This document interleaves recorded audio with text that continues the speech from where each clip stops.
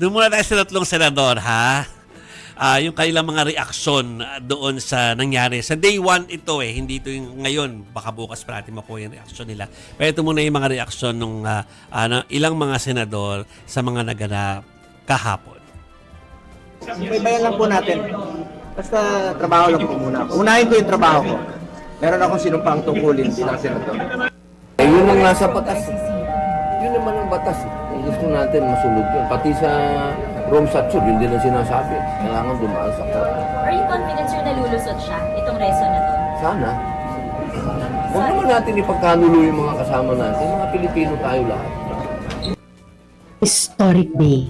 I'm sure lalo na sa mga mga pamilya na nabalo, naulila, dun sa tens of thousands na pinatay. Ano pa ba yung ipipresenta nila dun sa tribunal? Ano pa ba yung aasahan nila para sa justisya? Kundi yung karanasan talaga nila.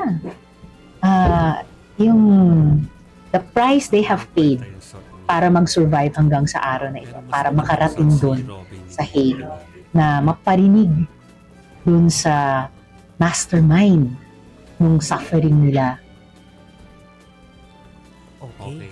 Basahin nyo na lang. Basahin na lang nila yung talagang yung parang nagte-trending ngayon na sinabi ni Senator Robin Hood Padilla. Hindi yun yung soundbite na pinili ng staff natin pero yung kanyang sarcasm about the fact na yung bansa natin ay tinatry sa ibang bansa.